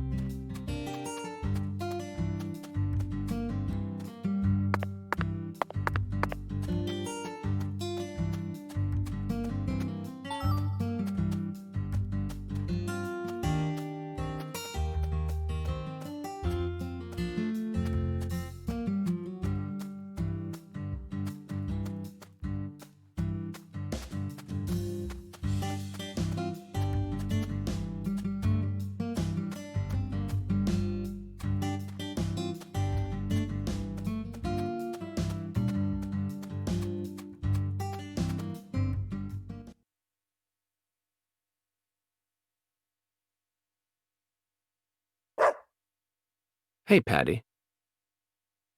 How would you rate this creation? Not bad, I reckon. They made good use of its natural form while also pulling out the soul from within. The artificial color also looks pretty. You don't usually see this level of harmony. Something unnatural always ends up getting left behind. Zach, did you catch all that? She sounded just like the curator of an art gallery in New York. I think we may have just uncovered a new side of her. But unfortunately, I can't see anything artistic about it. Honestly, it looks insane to me. That's all I get from it. And there's no way that this is a descendant of the tree that the general planted.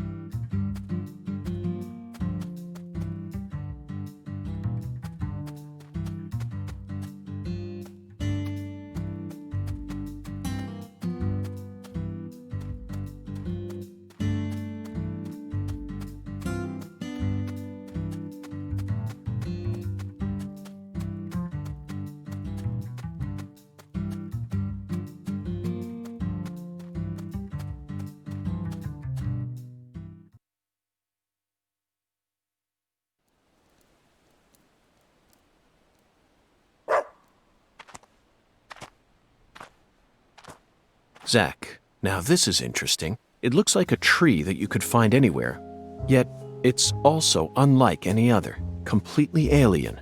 And look how it's weaved its way into the landscape. Almost like cancer cells invading a human body. You might not even notice it unless you're focused on finding it. And this feeling.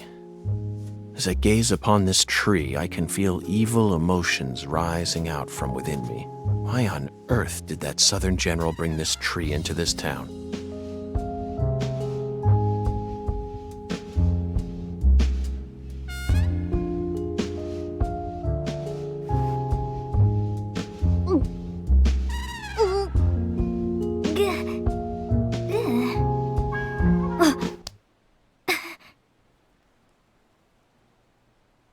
I promise to protect you from all the evil in our world.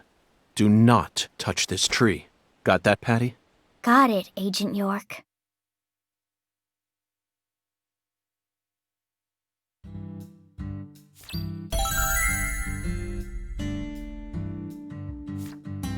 We successfully spoke with the 17 comrades. I feel like they showed us a side of nature that transcends the realms of human knowledge. Next up is the Holy Allah. According to the Oracle, the Holy Allah needs to be filled. We may be due for another childish puzzle soon, Zach, but that's okay. After all, we came all the way out here to the boondocks. Why not enjoy playing by their rules for a bit?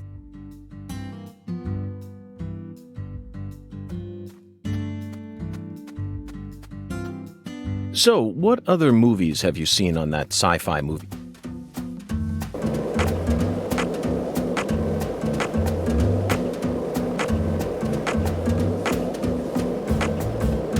Why do you think the Clarksons chose a dragonfly for their family crest? In some European countries, dragonflies are called devil's needles, and folklore suggests that they fly around sewing up the mouths of children who don't do as they're told. In Japan, some samurai helmets are also shaped like dragonflies. There, dragonflies are seen as beneficial insects who march valiantly ahead, preying on the pests that devour crops. In other words, dragonflies symbolize opposite things depending on whether you're in the east or the west. But why did...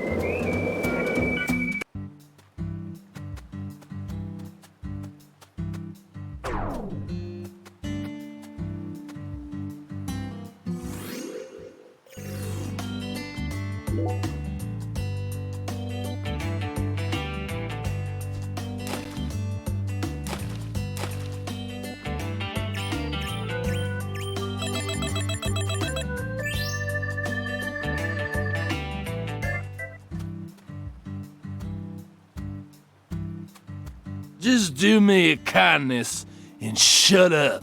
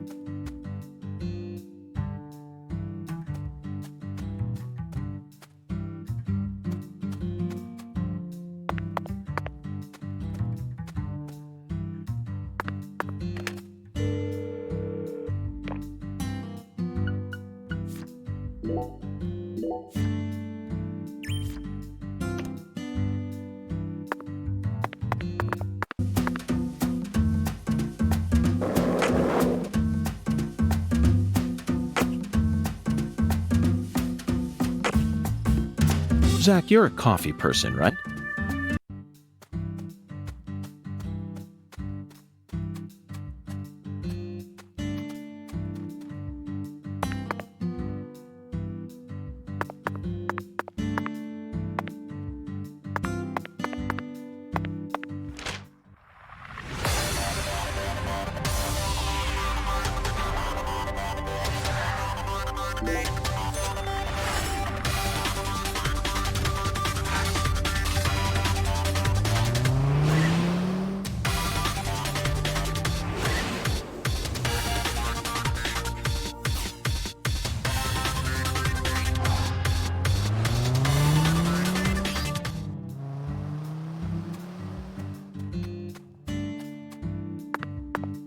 Oh, you're still here, Agent York?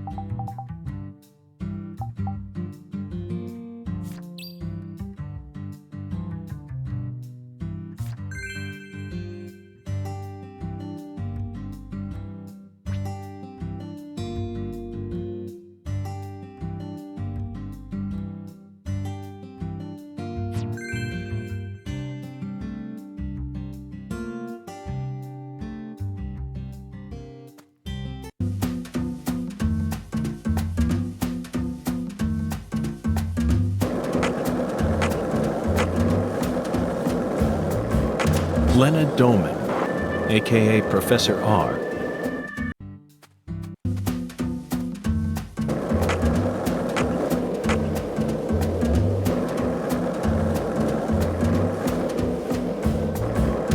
Hey, want to talk about bridges?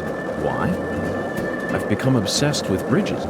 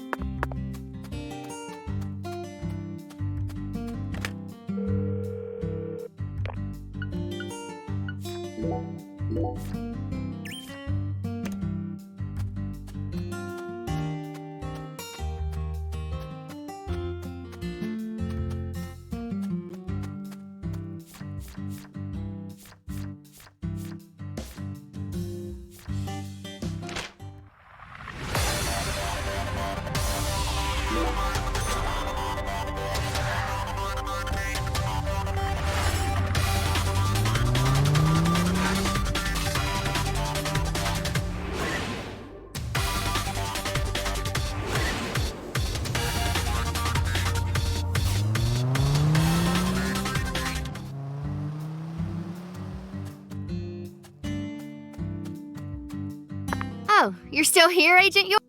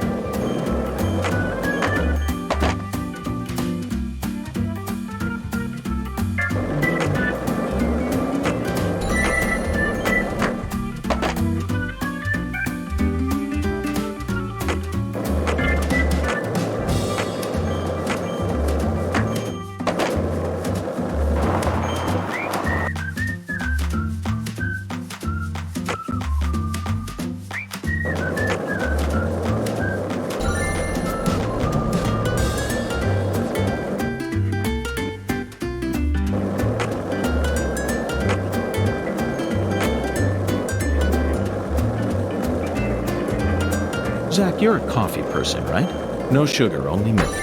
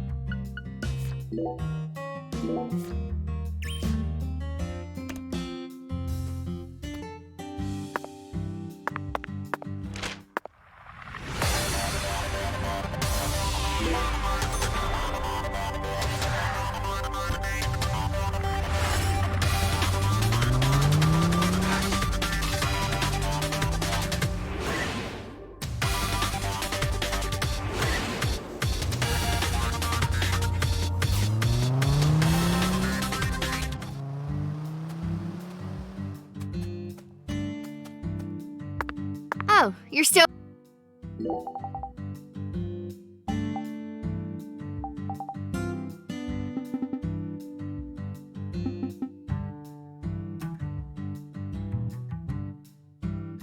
Oh, you're still...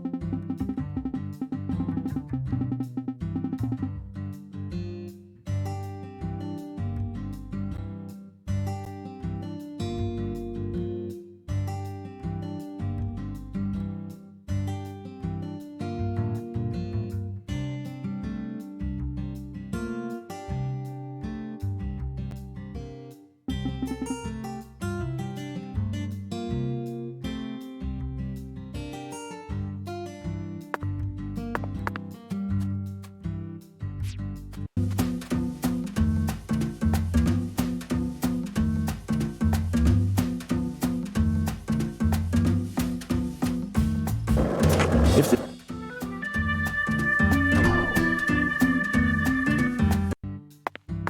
Oh, you're still...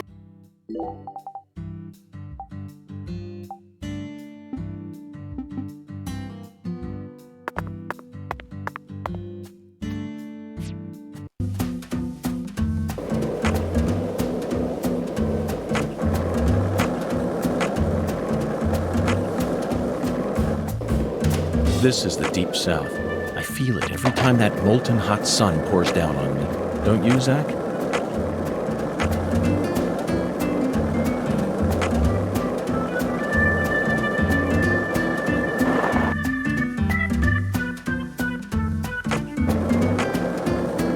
If this town has a symbol, it's got to be that bridge hanging over.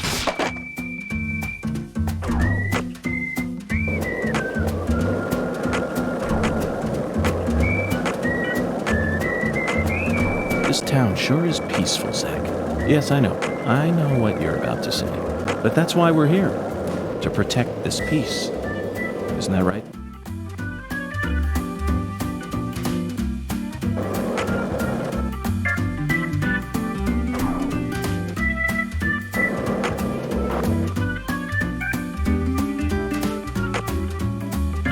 Did you notice it yet? The streets in New Orleans were a mess. Oh, you're still...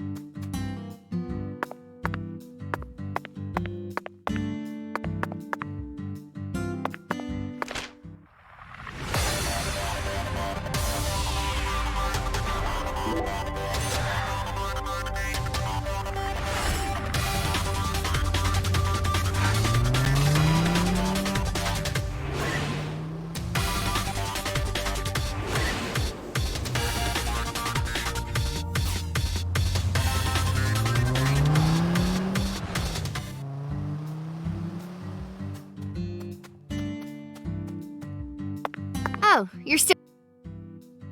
Okay, let me.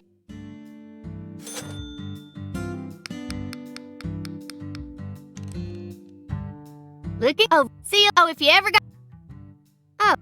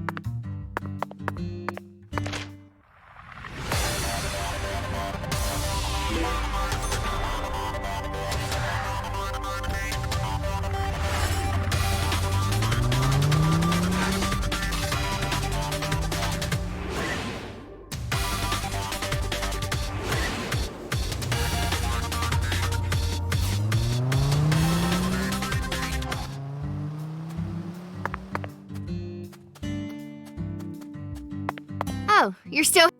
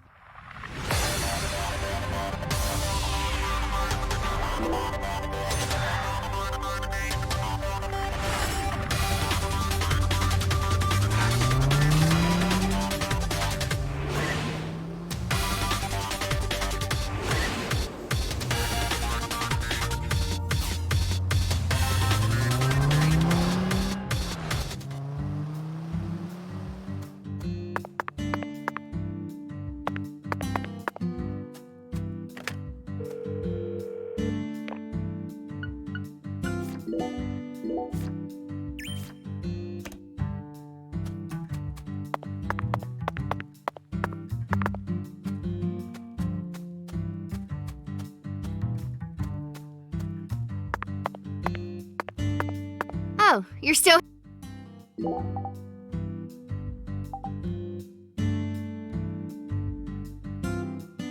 Oh, you're... Oh, you're still... Okay.